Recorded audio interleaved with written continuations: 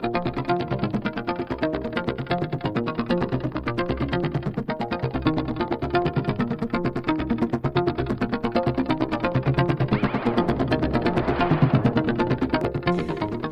everybody, welcome back to the channel. My name is Rita. If you haven't been here, welcome again. I hope you all are having a fantastic week so far.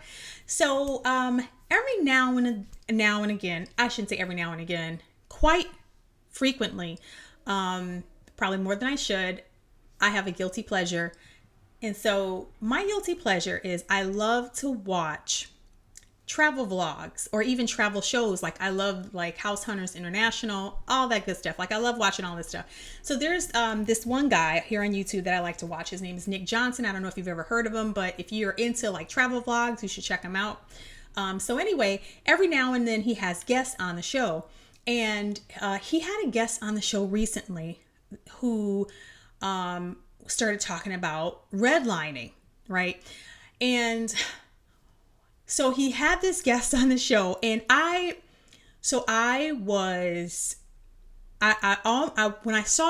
first saw the guy, he was wearing some kind of beanie or something, and I thought, oh, please no. And the reason I say that, not that there's anything wrong with beanies, but typically, sometimes, black folks, when we see people with beanies or anything like that, you start thinking Farrakhan or, just some kind of belonging to some kind of group. So you never know what you're going to get. So I thought, oh no. But I'm looking more at the hat. I'm like, okay, maybe it's not a beanie. Maybe it's just a normal hat. Maybe he's just a normal guy. He's older, so maybe, but then he said something kind of crazy, like Nick showed a little clip at the beginning. Anyway, so this guy starts talking about at the end of the show, he starts talking about redlining. Sometimes Nick will have people on who are natives of certain areas or, to talk about different topics. So this guy, he had him on, and the guy starts talking about redlining and basically, how it's still going on, but they call it by a different name. And of course, Nick's probing the guy, like, wait a minute. So I understand, there was some systemic stuff going on back then. I understand that there were, different that in certain places, black people could move to certain areas because of, redlining and all this stuff. And the guy starts trying to tell Nick basically, yeah, this is still happening. And so Nick's like, but how, I don't understand how this works. Like, how is this working? It's illegal. How is a bank openly operating in this way? And so of course the guy's like, well, it's more covert, of course. But then it gets worse. He starts going into like this whole critical race thing. He starts talking about, the redlining, he starts there, but then he starts talking about, how we need to restructure things. And it wasn't super crazy like some of the critical race stuff, but you could tell he'd been reading some 1619 Project or something, because then he started talking about bridges and tunnels and, the whole shebang, and how black people can't get, a lot of banks won't lend to black people. And he's blaming all this on racism. That's the whole point of it. So I had to come on here and talk about this because why racism? Why? Okay, so let's talk about responsibility and accountability. Now, those should not be two words that make people head for the hills when they hear accountability. Why should people not be accountable for their actions? And I'm going to talk about this because you always hear this stuff about, like, people talk about redlining is still a problem, and all of redlining is a problem. They don't want black people to move in their area. They make black people have to pay higher interest rate and all this stuff. Let me explain something. Number one, money management or the lack thereof is a huge issue. If we want to talk in terms of, black culture, let's say the black subculture, it's a huge issue. Money management is not taught. It's not taught in schools. They're too busy teaching activism. So people don't know anything about money. And I'm not saying I'm a pro. All I'm saying is money management is a problem. So when your priority is spending, and buying things you shouldn't, then that's an issue. And when you opt to buy a new hair weave or wig for $400 and get your nails done every other week, paying $100 whatever dollars that is, knowing you got bills to pay, knowing you got rent to pay, knowing you could be saving money, let's not act like This is not a huge problem in Black culture. Let's not act like the reason that credit scores are really bad, which is why banks and car dealerships have these high interest loans. It's not because you're getting shafted because you're Black. No, it's because you opted to buy a $2,500 TV or the Benz when you should have bought a Chevy hatchback. You opted to pay for that instead of living within your means, and now you've slacked up on paying bills like utility bills. Let's not play. Come on now. We know, Black folks, this is what happens. So then you slack on those and your credit score plummets, and now you're trying to figure out why they're trying to charge you 39% on a car loan. Well, that's why. The bank is not a charity. The bank is there to make money. They see it as, this is a business. They're trying to run a business here. And are you good for it? They want to know, if we give you this money, are you good for it? Because it says here, this long rap sheet you got that says you don't pay any of your bills, says you're not good for it. So if you sit here and beg and promise and say you're good for it, okay, fine, we'll take your word for it. But we're going to make sure you're good for it, and we're going to charge you all this money up front, so you end up paying double for it, because we just don't trust you. Not because you're Black, but because we see this long list of people who you didn't pay before, or who you have a problem paying. I am coming from a place of someone who had bad credit because I'd never had that conversation about finances. Like, it's just not even a thing. I'm sure I'm not painting a broad brush and say every single person, but let's face it, Black folks know this. Money management and economics, none of, like, finances, that stuff is not taught in Black culture, in the community. It's not taught in schools. It's not taught.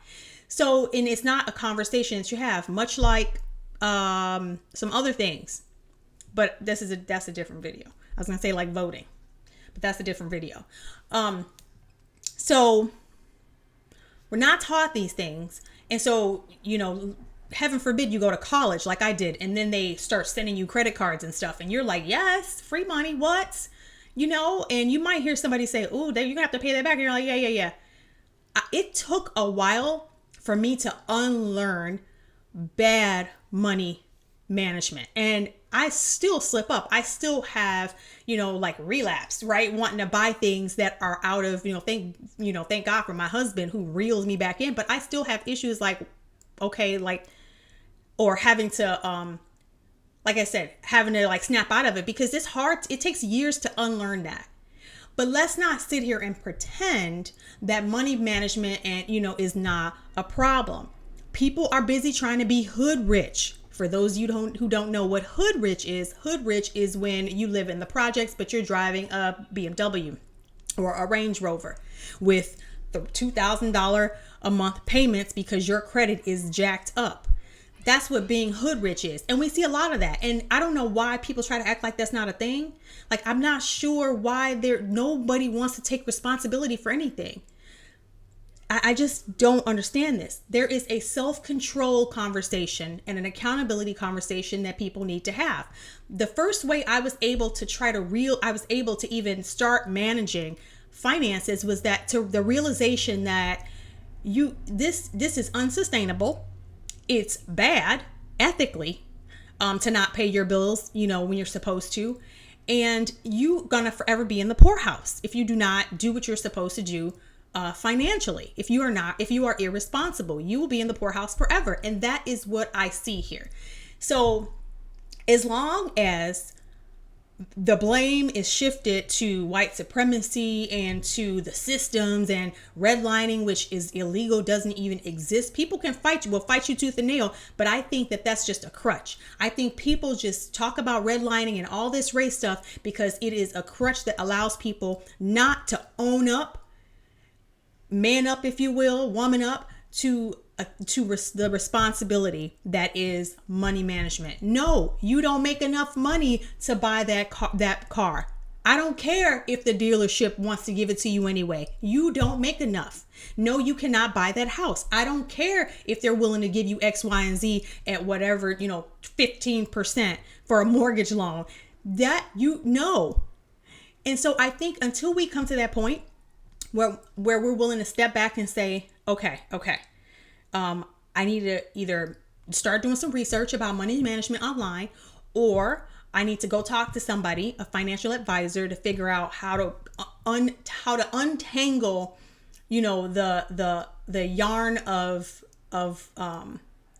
poor money management. Because like I said, it's difficult to unlearn those poor spending habits and those poor saving habits, but it can be done. And then all of a sudden your credit will go up and you'll find out that it wasn't racism all along. It was the fact that your credit score was 420.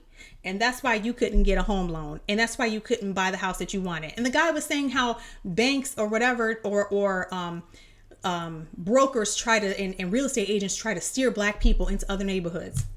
Where are they doing that at? Like, who's doing that? First of all, there are a ton of home apps that you can go on. You can choose the house you want to look at. You can look at whatever house you want. Where are they getting this from? Where are they getting this from? These are people who have not taken the time, I believe, to venture outside of their area. And what they don't realize is there are plenty of black people who are doing just fine, who live in suburbs or who live in desirable areas and have homes that they wanted, not that somebody tried to give them, but homes that they actually chose and bought because they had decent credit. Like, I don't understand. Here's what I'm going to say. Let's not take advice from people who are clearly not interested in helping you get out of the hood, helping you get out of these situations, helping you listen to financial advisors, people who are tried and true, who've been there, done that, and they know, yeah, you can get out of this. There are tons. And to say that mortgage lenders and brokers and real estate agents are trying to steer black people away, it's like you're saying there are no black people in these fields. There are no black banks, which, by the way, charge black folk a whole lot more in interest than are a lot less lenient than the bigger banks. A lot less lenient with black people trying to get loans, in case people didn't know that. But to say that is to make it sound like there are no black people owning banks, which there are, or running banks, which there are. There are no black people with real estate agencies. There are no black brokers. I mean, to say that black people are being steered some kind of way, it's almost like you're saying there's no black people doing any, working in these positions. And if they are, they're steering the black people away too. I mean, that's what you have to say. Because if you're really that uncomfortable, you can just find a black realtor. But if your mindset is that all real estates or brokers are redlining and all this stuff, then it's clear that you have no idea that there are tons of blacks in these industries. So are they steering black people? I don't understand. So I just wanted to come over here on here. It's kind of a little bit of a vent, but I just wanted to share that real quick because I don't understand this thinking about this lack of self-control with spending. I mean, I understand that, but I don't understand the not wanting to take accountability for it. It is a problem. It's just something that you're going to have to face, and you're going to have to put white supremacy and all that mess out of your mind and say, how can I focus? Yeah, because at the end of the day, how is that going to help you today? Like, how is that going to help you save money today? You're thinking today you got bills to pay, but you could go and spend that money on a brand new pair of, Jimmy Choos that you can't afford. You could.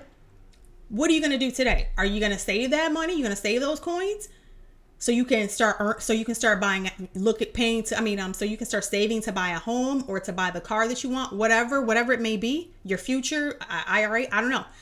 Or are you going to say, well, I'm never going to get it anyway because of redlining and everything else, so I'm just going to go ahead and spend this. I mean, honestly, those are the choices today. So you can blame everybody else, but the reality is your life is your life. You have a choice to make today, whether you go out and buy something you don't need, but you really want, or you save for tomorrow. And pay your bills and clean up your credit and buy a little something every now and then to treat yourself, but really start thinking about the future and money management. That's the only way that you're going to be able to move forward. All that other stuff is trash. All that redlining, that's illegal. Ain't nobody doing that. It's trash. Anyway, I hope you guys have a wonderful rest of the week, and I will talk to you again soon. Ciao.